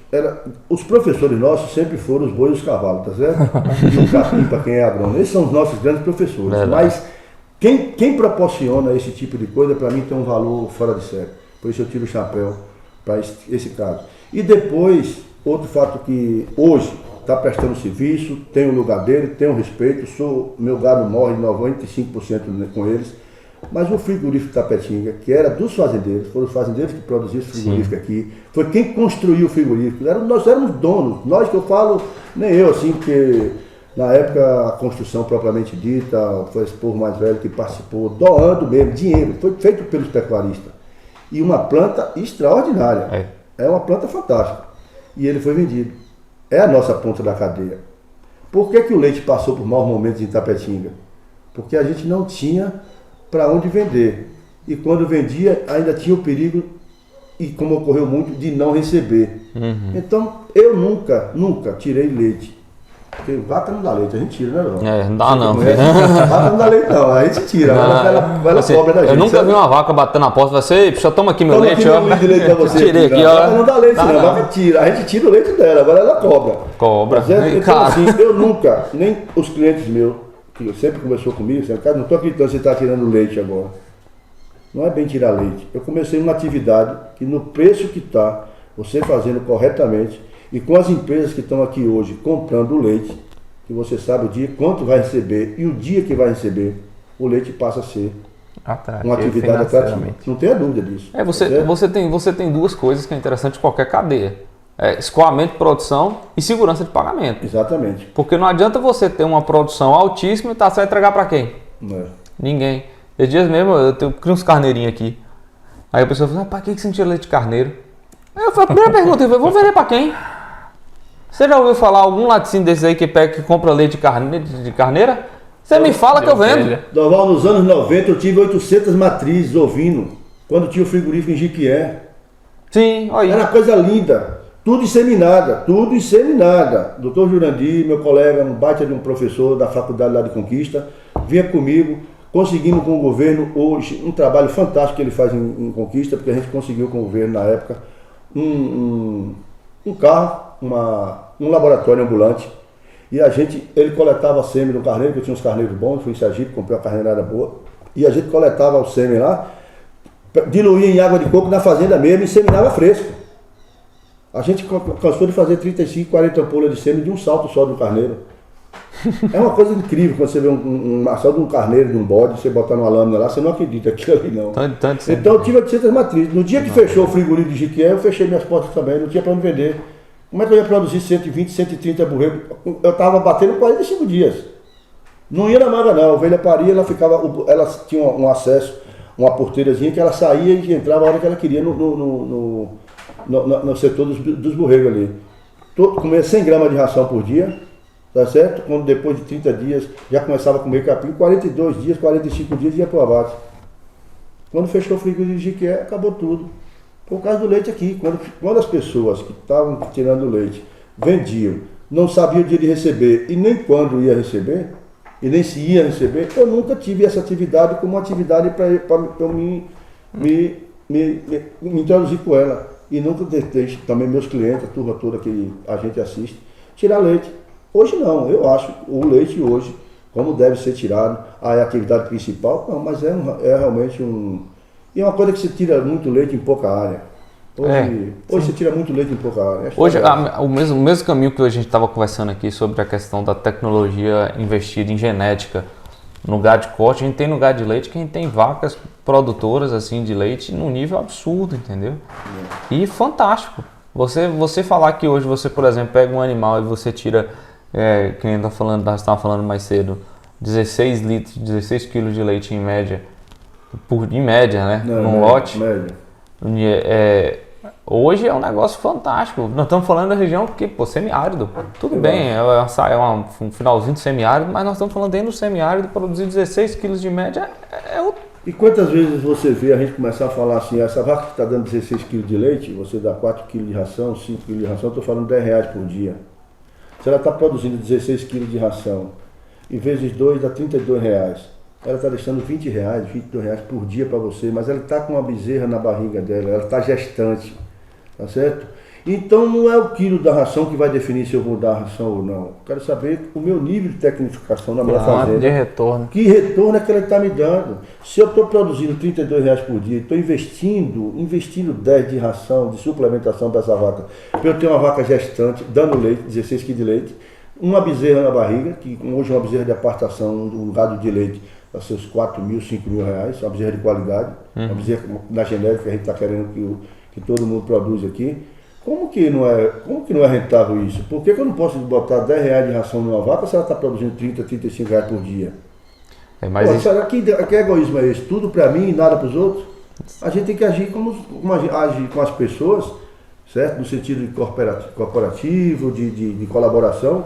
Os animais são assim também. Tá certo? Se eu quero tirar 15 quilos, 20 litros de leite de uma vaca, eu tenho que ter capim de qualidade, comida de qualidade, eu tenho que ter água limpa, água à vontade, eu tenho que ter meu sistema de sanidade a 100%. Eu não posso maltratar um animal desse que está me dando meu sustento, está mantendo a minha fazenda. E uma ordenha boa, bem calibrada. Não tem dúvida. E assim, assistência técnica até para ordenha. Você está lá, calibra tudo, deixa tudo funcionando direitinho. 15 dias, 20 dias, você tem que ter essa assistência periódica. Isso é o mais barato do mundo, rapaz.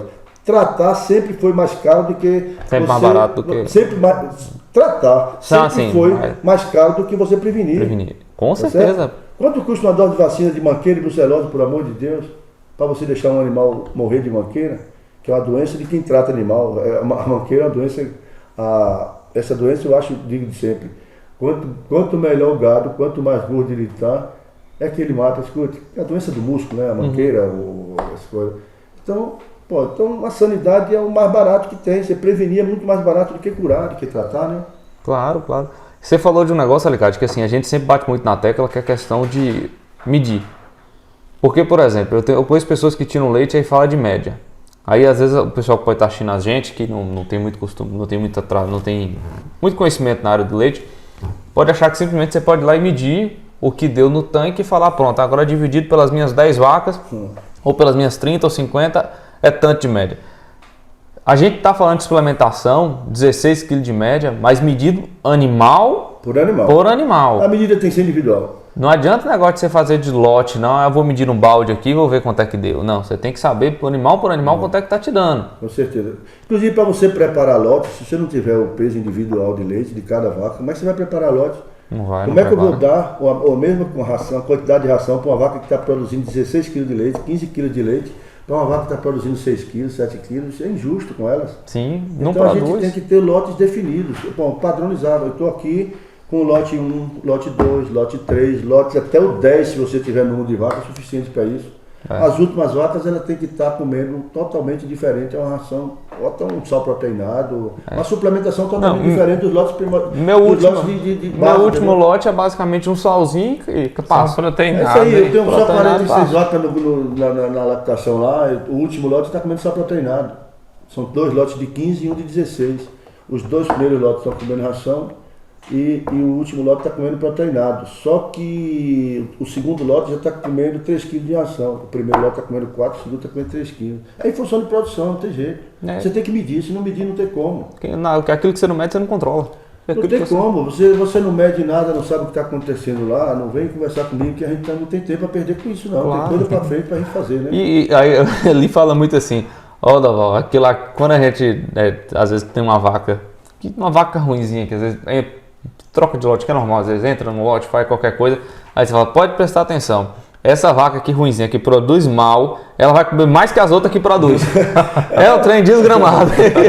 E é verdade. Parece que isso acontece mesmo, porque ela tem tempo para pensar muito mais do que as outras que estão ali produzindo. Rapaz, não sei que diabo é aquilo, não. Parece que é isso. A vaca que produz mal, ela já chega na boca do coxo, mas já chega arrasando, chega baixando a boca. Geralmente é um animal bem apresentável, bonito, tal, gordo, score bom. Mas a resposta em produção é limitada. Você vê que o pecuarista que não tem acesso a essas tecnologias e que acha que levar um técnico na fazenda dele é caro para fazer um diagnóstico de gestação, por exemplo. Chega na sexta-feira, sai daqui de Tapetinga, monta no cavalo dele de tarde ali que ele precisa vender uma carrada de vaca.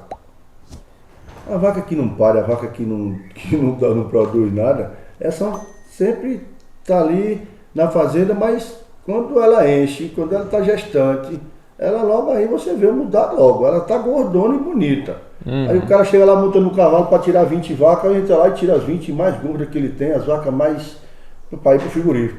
Aí vende as 20 que estão presas, que ele não sabe que tá, não sabe de nada, não sabe o que fez, e deixa o gado vazio na fazenda. Quanto que acontece? É muito comum. Isso é comum. Isso é muito comum. Isso é verdade. As pessoas não sabem das vacas que estão na fazenda, quem está gestando e quem não está. Imagine se pecuária hoje cabe mais isso, pelo amor de Deus. Olha, Elicate, só se você parar para você poder pensar. Vamos botar aqui um técnico hoje, um veterinário hoje, a diária média que roda aqui na região, um salário mínimo. Não. Se você pensar, um salário mínimo hoje é 1.100. Pois é. 1.100. Você pega e você vende uma vaca que está com um bezerro na barriga. Um bezerro hoje na barriga, nós fizemos aí 7 meses, depois está custando quanto? R$3.200. 3.200. Pronto. Você perdeu, não foi 3 mil, não, você perdeu foi 4 mil, né? Você com a equipe que você tem na fazenda, tá certo? Para você fazer uma estação de monta de 3 meses, que pra gente aqui seria ideal, de novembro a fevereiro. Sim. Às vezes, para você, quando você está implantando, você alonga mais, mas quem já está fazendo esse trabalho há mais tempo, está aí em torno de 3 meses de estação de monta. Eu estou falando aí de 3, 4 visitas do veterinário, o resto é a sua equipe que já faz tudo na fazenda. Quando você vai ver o custo disso aí, 2 bezerros, cara. Isso não dá para você, não tem como você filtrar mais isso não. Por que as pessoas não fazem, entendeu? Claro, e outra coisa... Não é permitido mais isso na pecuária não, Deus me livre. E isso tem um outro fator também negativo, que você acaba segurando na sua propriedade, quando você não tem esse controle, e eventualmente você vende a vaca que está prenha, nessa situação que você relatou aqui, você na verdade está favorecendo um animal ruim. Você vai proporcionar um animal ruim se reproduzindo. Ruim que eu digo assim, um animal que não atende a necessidade um animal da pecuária tardio, um animal menos fértil, ou fica lá na fazenda, tem mais oportunidade, ele vem um cio lá, ela acaba concebendo. Você pariu, o cara tá lá, minha vaca pariu. Sabe, tem 2 anos ela sem parir na fazenda, mas ele não está sabendo. Tem um dado importante que eu acho que eu nem falei para você, a gente fez nesse último diagnóstico que o Thiago fez lá na fazenda. O custo por animal. É claro que varia em função da quantidade de animais que o veterinário toca no dia, né? Mas esse último diagnóstico que a gente fez lá, o custo dele, considerando um salário mínimo, que é a diária do veterinário, ele saiu R$3 por animal. Por animal. Bom, agora eu vou aproveitar isso aí e fazer um gancho com uma outra coisa que eu acho interessante citar. Aí o cara acha caro gastar R$3 por animal. Mas isso, uma visita que você vai ter, por exemplo, estação de monta 3 no ano. Né, bem definida. Vamos botar que você não tenha bem definida, você vai ter esse custo aí 4, 5 vezes no ano. Mas você imagina, aí agora o cara prefere pagar 3, 4, 5 reais por animal num sistema, mas não paga um veterinário para ele te fornecer as informações corretas. E aí o que eu estava falando, hoje mais cedo a gente estava conversando um pouquinho aqui antes de começar o bate-papo, eu falei, Alicate, sabe o que eu acho interessante? É que a gente, quando a gente vai falar hoje sobre tecnologia em propriedade rural, ela não pode começar pela parte eletrônica. Não adianta o cara chegar, vai estar numa fazenda, vai assumir uma fazenda. Eu mesmo assumi a fazenda, tem 6 anos aqui direto. Eu vim implantar um sistema, acho que tem 2 anos. Mas assim, obviamente que eu tinha tudo controladinho, minhas planilhazinhas, tudo ali arrumadinho, mas tô falando, mas me preocupar em botar um sistema para rodar, acho que foi a última coisa em ordem de prioridade, não é isso não, Alicate? Olha, eu não tenho dúvida disso, tá certo? Eu acho que se você não produzir, não botar sua vaca para parir, não botar seu boi para engordar, não dá tempo nem você fazer esse programa aí, sabe? Não tem como respirar mais. Nós estamos correndo contra o tempo. A pecuária chegou num ponto que ou você tecnifica ou você vai para dentro dela para você produzir, que é um negócio altamente rentável, ou então você vai sair da atividade. Não tem dúvida disso, eu não tenho dúvida disso. Não tem espaço mais para quem não quer trabalhar, para quem não quer produzir. Manter aquilo só como patrimônio, a não ser que você tenha uma atividade extra, que você não dependa daquilo ali. Mas para você vender hoje bezerro para comprar uma caminhonete gabine dupla aí para você usar, para você manter seus filhos em escola, comprar um apartamento em Salvador, não é toda fazenda hoje que tá produzindo para fazer isso, não. Não só, porque o lucro é pequeno. Hoje a margem de lucro é pequena. Uma pecuária bem feita hoje, dando 1,5, 1,2, 1,3 ao mês, são poucas. Porque as pessoas não fazem conta. Mas se fizer conta mesmo, tá isso aí. Mas é pouco. Se você botar seu dinheiro lá no banco, vai dar 0,3, 0,4, não sei se dá mais do que isso.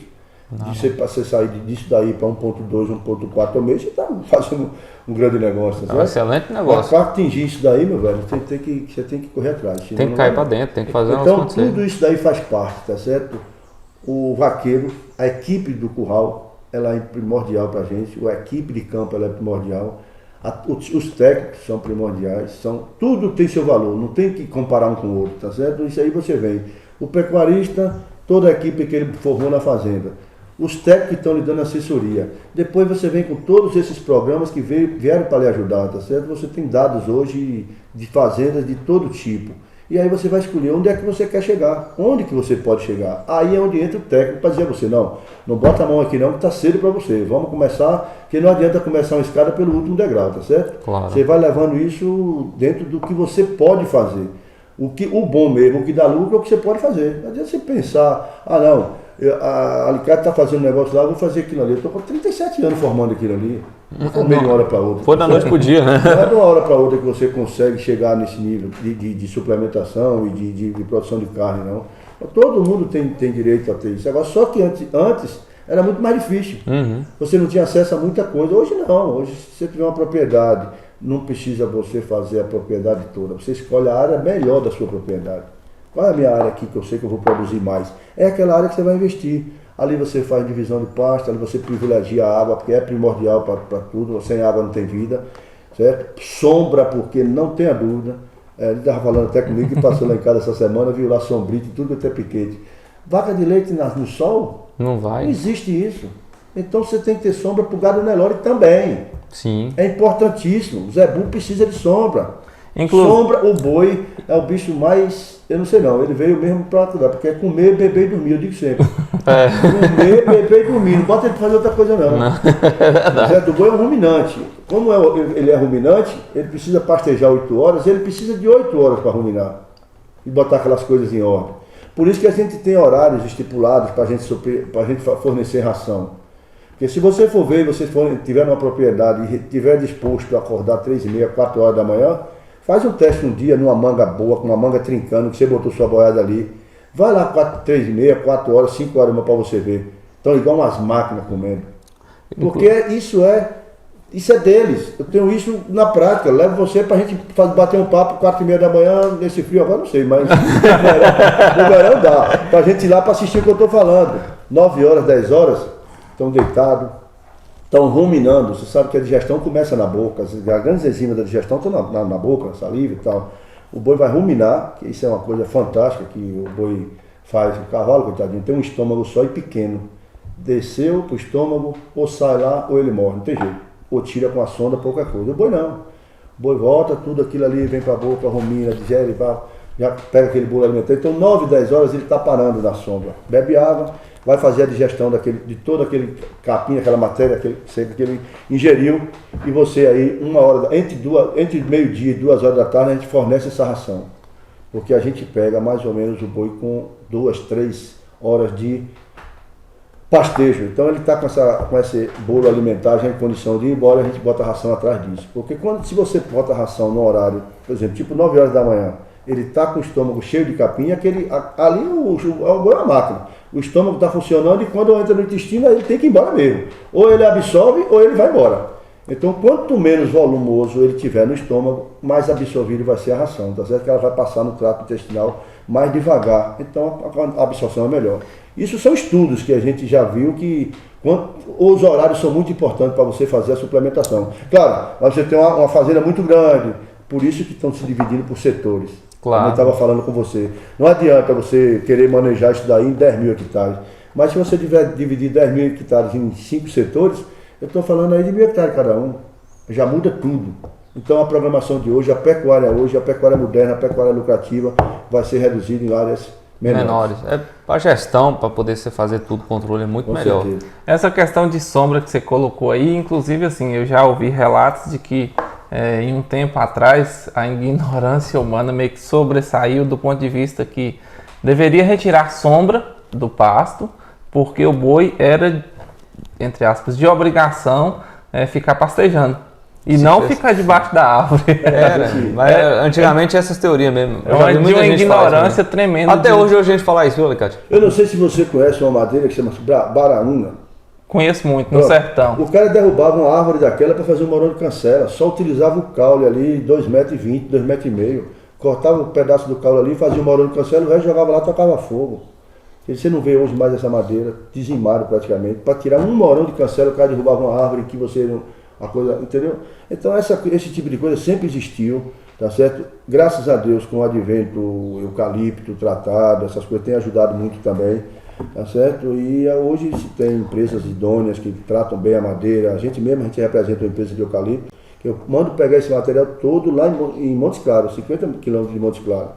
Porque eu sei que é uma empresa alemã, eles desidratam a madeira até chegar a 17% só, para depois botar no autoclave para tratar. É uma madeira específica para chão, uma variedade, a espécie cloesiana.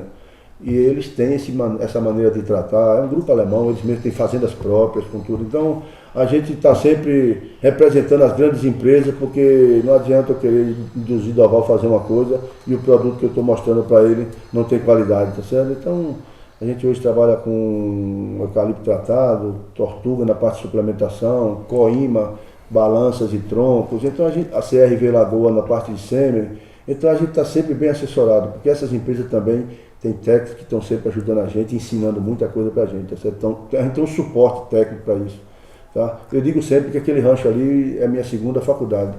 Agora, olha que interessante, todo esse seu comentário foi em função de uma árvore que poderia ter deixado para fazer sombra para o boi. Olha o quanto movimenta, né? É isso aí. E assim, R$100 hoje, R$80 hoje tem um morão de eucalipto com a durabilidade de 12, 15 anos, você derruba uma árvore para fazer um morão. E deixa o boi no sol. Não faz sentido, tá certo? Não faz sentido nenhum. E eu, assim, a gente falando a respeito disso aí, eu tava lembrando que esses dias eu tava conversando com um rapaz, ele tava falando que a gente conversando sobre essa questão de sombra, né? E a gente relatou que é interessante como a gente hoje tem estudos que mostram a importância da sombra. Sim, inclusive, por exemplo, em sistemas de semi-confinamento, é de extrema importância a sombra. E aí eles fizeram piquetes com sombra e sem sombra. Os piquetes com sombra tiveram, em média, algo próximo de 10% a mais de ganho de peso em os piquetes que não tinham sombra. Justamente por conta disso. O animal não precisa só comer. Ele precisa comer, ele precisa descansar. Quando a gente visitou a fazenda do Luiz Girão, lá no Ceará, eles estavam com um problema sério, porque o gado, como lá ele não tem árvore alta, e ali é muito piquete os pivôs não permitem que tenha árvore no meio deles. Eles estavam começando a deixar a área de recuo, abrir mais a área, por exemplo, faz o redondel do pivô e faz mais área de recuo para os animais irem para a sombra, porque o sol muito forte, os animais não ficam. Não tem jeito para os animais ficarem. E isso aí eles começaram a ver assim, um ganho de produção de leite absurda. Então o ruminante realmente, como você está falando, ele precisa realmente da sombra. Nossas próprias vacas aqui com aspersão é perceptível o resultado na produção. Tem estudos provando que é na hora do aleitamento, 40 minutos antes, 1 hora antes, você fazer um resfriamento dessas vacas. Que é o caso nosso. Mas olha só, então nós estamos em outro mundo. Quando a gente vê no Ceará hoje, fazendas produzindo 25, 30 mil litros de leite dia, Alagoas ser um polo de vaca leiteiro do Brasil, um dos polos fortes, a gente reforça aquela tese que a gente está falando, que Itapetinga precisa mais um pouco de trabalho. Porque o restante a gente tem. Você não pode imaginar produzir leite e produzir carne numa região como Itapetinga, tá certo? E você produzir no Ceará, você produzir em Alagoas. Então a diferença disso aí só está no trabalho, no querer fazer. Se eu quero fazer e vou fazer. E assim, o trabalho no sentido certo. O homem não tem limite. Já foi à lua, já foi. Se for falar que o homem já fez aqui, ninguém nem acredita.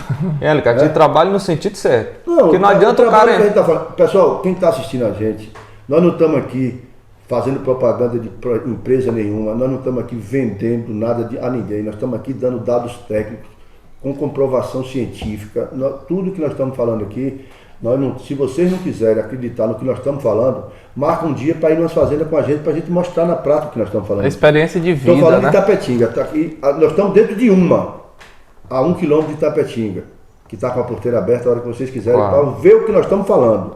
Porque às vezes o cara não acredita no que está falando. Não acredita não. Mas ele vendo não acreditar, aí tem paciência. Vamos deixar esse cara para lá, vamos cuidar de outro, porque aí não tem jeito. Aí não adianta, né? Não adianta sofrer com isso. Não convence. Tudo bem. Mas ele vê, não convencei, aí vamos cuidar de outra coisa, porque aí já vi que não dá certo. Tem outra pessoa que acredita que vai confiar nisso aí. Porque, rapaz, é impressionante. A mudança que você faz na implementação de tecnologias corretas, é bom falar isso. Eu gosto de falar muito isso, Alicate, porque muita gente bate na sua porta para te vender produtos e não vender resultado. E Alicate, eu friso isso porque eu falo isso direto. Alicate foi a única pessoa aqui em Itapetinga assim, que virou para mim e falou: eu não vou te vender produto, eu vou te vender resultado, eu vou te vender a qualidade. Quantas vezes Alicate já falou para mim: pode pegar esse animal seu, pronto, tem um áudio aqui, quem quiser depois eu disponibilizo. Ele botou até no grupo: ó, Daval, você não paga a ração se não der o peso que eu tô falando que vai dar essa bezerrada sua. E não foi uma nem duas vezes não. Quer dizer, uma pessoa fazer um compromisso desse é porque ele não tá de brincadeira. Então a gente tem que tomar muito cuidado na hora da escolha do técnico, como você falou, um técnico desinformado é horrível para a propriedade. Então tem que tomar muito cuidado da escolha de quem vai estar aconselhando você, de quem vai estar te ajudando na propriedade, no dia a dia com você, justamente por isso. Porque eventualmente sempre teve bons técnicos. Sempre. Tem bons técnicos. Tem uma faculdade aqui junto que trabalha também com produção animal, tem pesquisas nessa área. Então a gente precisa utilizar essas coisas, entendeu? A gente tem as ferramentas, e não utilizar isso não é legal para a pecuária, não é legal para o fazendeiro, não é legal para ninguém, não é coisa boa para ninguém. Olha, Cátia, deixa eu só fazer uma pergunta aqui, até porque realmente eu nunca te fiz essa pergunta. Você alguma vez já trabalhou com cruzamento industrial no confinamento, no semi-confinamento? Veja só, eu já trabalhei com cruzamento industrial, eu já fiz novilha, eu já fiz vaca, com o Lucas da Tortuga, hoje é o gerente geral do gado de corte da Tortuga, foi meu parceiro nesses experimentos todos, com acompanhamento mesmo, como deve ser, tá? Se você quer tirar um animal da fazenda, você está sentindo que você está próximo de uma fase ruim, de sol, do que for, e você quer adiantar o gado para você tirar da fazenda, não vender gado magro, não vender gado fora do peso. Aí você pode suplementar todo tipo de animal que você possa imaginar que vai ter algum resultado.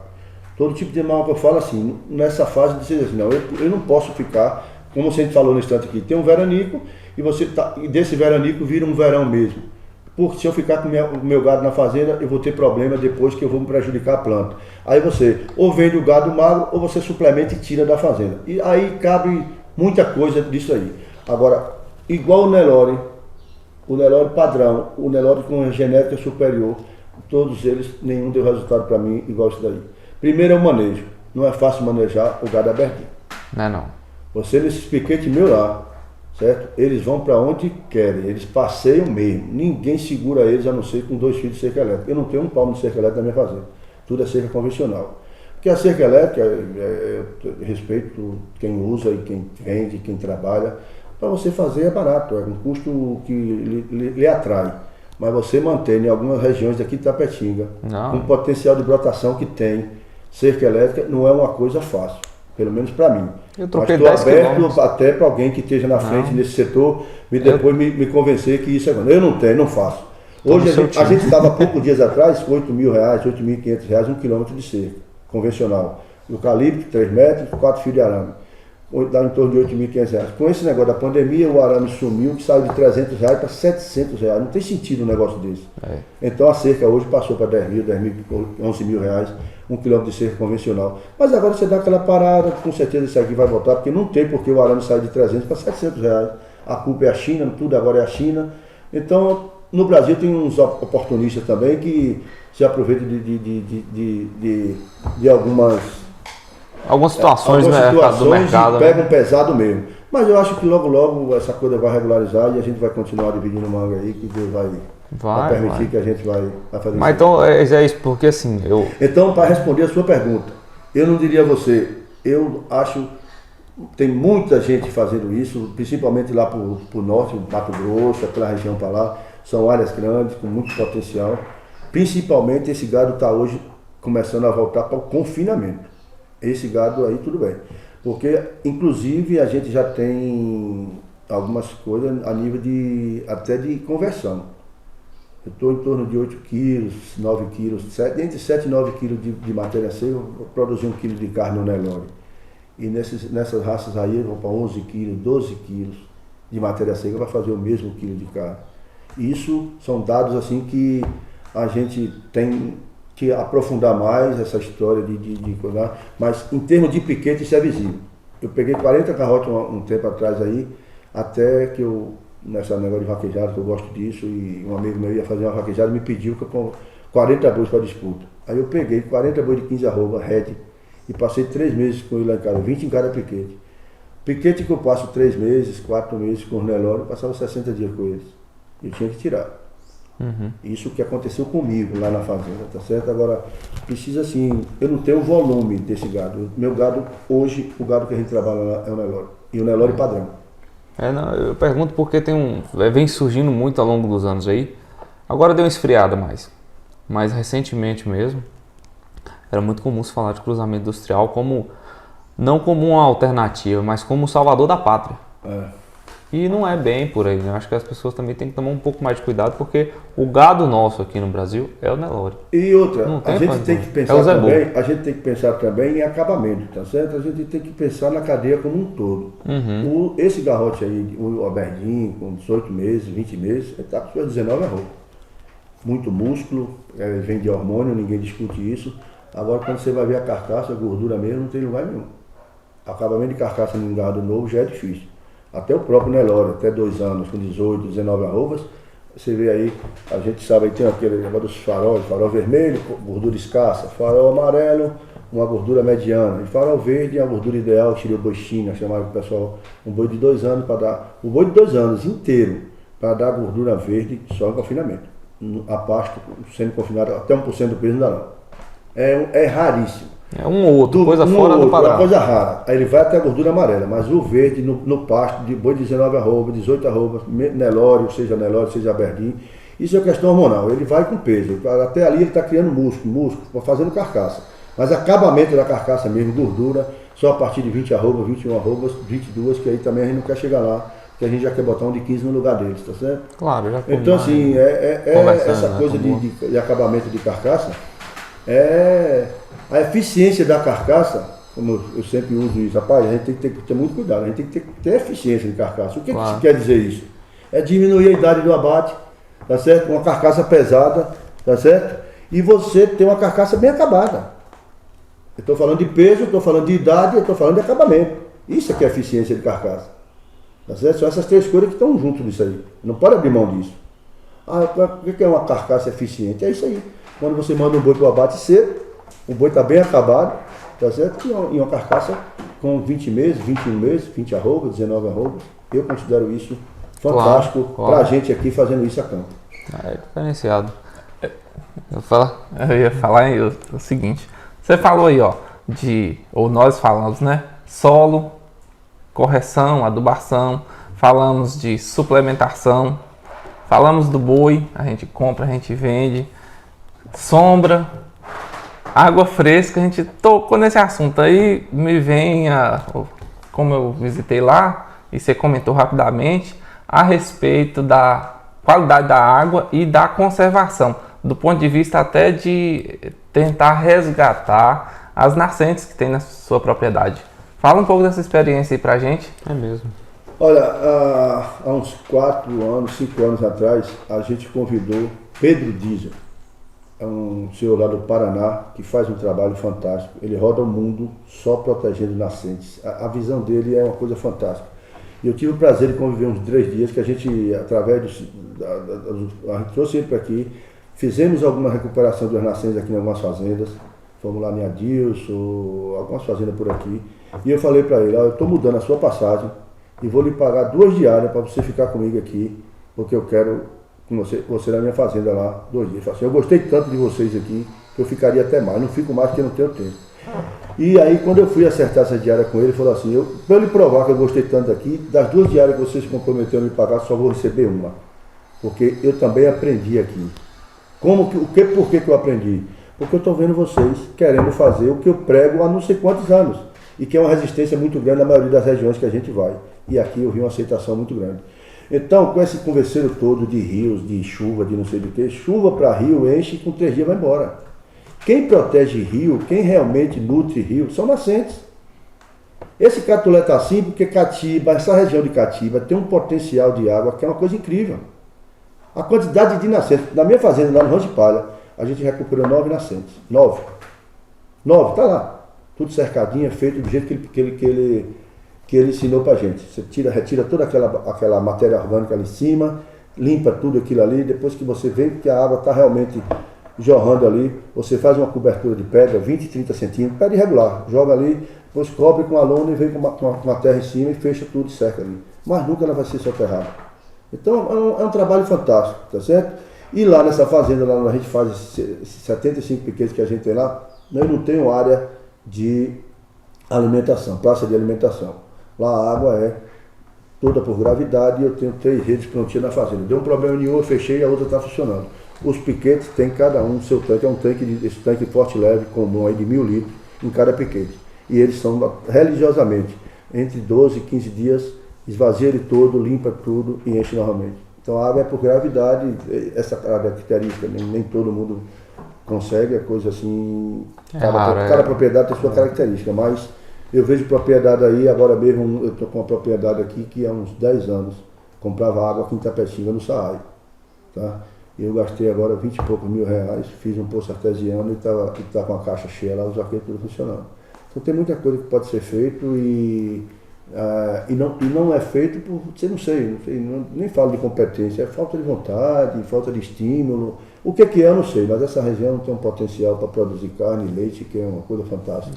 E a gente tem que usufruir disso, tem que cuidar bem das nascentes, porque eu quero saber que Rio Catolé, se chover, se deixou de chover, rapaz, quem nutre rio é nascente. Essa sim corre o ano todo. Se ela estiver bem recuperada, se ela estiver na condição dela mesmo, ela é água o ano todo correndo para o rio. A chuva não, bate de 90 milímetros de chuva, 100 milímetros de chuva, o Catolé enche. 2 dias depois está o cara passando de bota, de borracha, não cobre até não cobre o tornozelo. Então, realmente, isso é um setor, uma coisa que aqui, tá certo? Esse rapaz veio para cá, foi um ensinamento fantástico para a gente. E outra, e a aderência disso, muita gente participou disso. A gente ia para as fazendas, parecia um comício de gente. Lá na fazenda de Adilson ali mesmo, a gente recuperou uma nascente lá, que já foi no segundo dia, o pessoal foi na saída. No primeiro dia todo mundo gostou e foi ligando um para o outro. E não tinha inscrição, não tinha nada, todo mundo ia chegando e ia se incorporando.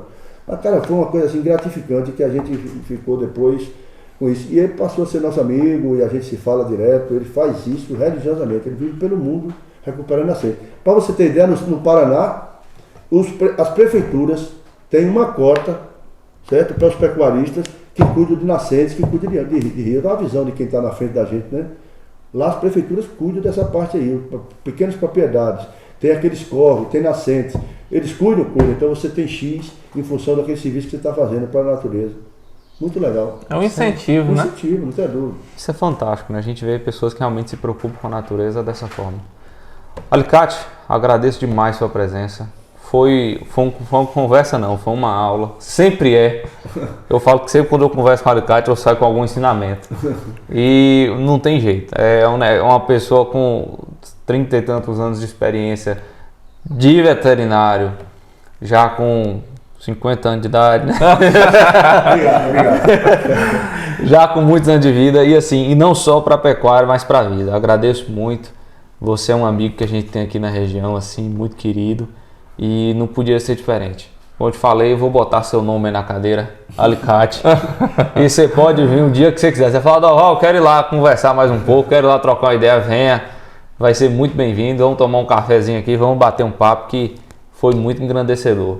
Pessoal, segue a gente aí, ativa o sininho e compartilha com os seus contatos.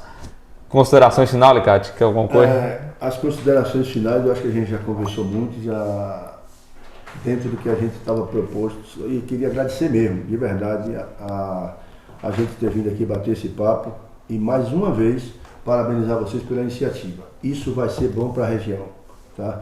Isso aqui a gente não veio para aqui vender informação, nós estamos aqui doando informação. Claro. Então, conhecimento, você não paga imposto e não pesa para você carregar. Quando você não admite isso, aí sai de perto que a coisa está feia. É verdade. Você vai procurar outras pessoas. Então, agradeço de verdade, de coração. Primeiro, pela a conduta que você está tendo hoje, a nível de Itapetinga, como pessoa, como homem e como pecuarista. A sua família é realmente uma família tradicional, foi quem começou Itapetinga. E vê hoje, na terceira geração, estou falando de seu Juvino, estou falando de Dó, e você agora, encabeçar esse movimento, como deve ser a pecuária, onde a pecuária quer chegar, isso para mim é uma satisfação que você não pode acreditar. Ver uma pessoa que nasceu viu Itapetinga nascer, dessa família, vestir a camisa da pecuária e de mostrar para as pessoas que ao longo desses anos muita coisa foi feito, não deve nunca. A gente deve chegar e desprezar o passado, porque essas pessoas é que tiveram valor. Esse patrimônio todo que nós estamos sentados em cima dele aqui, foi construído por uma pessoa que eu não sei nem se sabia assinar o nome direito, tá certo? Então, mas tinha uma percepção e tinha um conhecimento, uma coisa extraordinária. Quando eu leio o livro do seu Juvino, que eu tenho um livro na cabeceira da cama, tem algumas coisas dele que vale a pena até eu falar aqui agora, tomar um minutinho só de vocês, fora do tema. Ele foi o primeiro prefeito de Itapetinga e foram pedir a ele para ele continuar no segundo mandato. Ele falou, peraí, vocês agora estão fazendo uma coisa comigo que não é justa. Eu larguei 4 anos da minha vida para cuidar da cidade. Agora eu tenho que cuidar da minha vida, da minha propriedade e agora tem que ser outro. Por isso aí eu resumo tudo quem era o seu Juvino, o pensamento dele, a condição dele. E naquela época, 50 anos atrás, ele virar para todo mundo assim e falar assim, eu vou começar a plantar braquiária aqui na região porque nós vamos precisar dele. Então é um homem fantástico, um homem extraordinário, de uma mente que Deus protege, tá lá em cima olhando para você, porque para você seguir esse caminho, com certeza tem alguma coisa dele e de seu pai de frente. Parabéns a vocês pela iniciativa, eu estou sempre com você, porque nós não somos aqui uma relação profissional técnica, nós somos amigo, irmãos, né? e Amém. tenho uma consideração com você, com sua família, uma Igualmente. admiração muito grande pela história de vocês. Eu sou muito de história, eu sou meio que a moda antiga, tá certo? Eu cuido bem de... Eu não vejo como você desprezar a família. Família é a base de tudo. E você seguindo isso daí, eu acho que você está de parabéns, não. Você é um exemplo hoje na cidade de Itapetinga para todo mundo. Eu acho que pela experiência de vida, pelo profissionalismo, tem conteúdo ainda para outro podcast, né? Para outro não, É bom. pelo menos uns 10 aqui. Então, é bom a gente assim até reservar esse nome lá mais para frente para a gente estar trazendo de novo. Vai voltar aqui de novo. E é a responsabilidade desse rapaz aqui. Eu cheguei para ele e falei assim, Dorival, como é que você quer fazer aí? Vocês estão iniciando agora aí. Que tema você quer que a gente... Você tem algum tema específico? Não, com você eu não quero tema específico nenhum. Com você eu quero você aqui. Meu Deus do céu. O que vem por aí? Será que esse cara quer me pegar? Isso é pegadinha? Mas graças a Deus eu convivo com vocês. Deixa a gente... Nós estamos aqui falando de uma coisa que a gente faz na prática. Fica mais fácil. Nós estamos falando aqui do nosso dia a dia. Então ninguém está inventando nada. Nós não estamos aqui procurando inventar nada. Pelo contrário, nós estamos convidando as pessoas a serem pecuaristas. Isso é só a mensagem que eu deixo no final, é essa aí. Convidar os pecuaristas a serem realmente pecuaristas. O que a gente tem a dizer é que assim, ó, Mesa Rural agradece, eu acho que nossos ouvintes lá vai gostar bastante desse nosso papo e está de portas abertas sempre, viu? Sim, e vocês sabem que nós estamos aqui em Tapetinga também à disposição para precisar. Independente da pecuária, na vida pessoal, ele sabe disso, e você, que a gente, nós somos irmãos. É isso. Vem com a gente, galera. Valeu, pessoal. Obrigado. Tchau, tchau.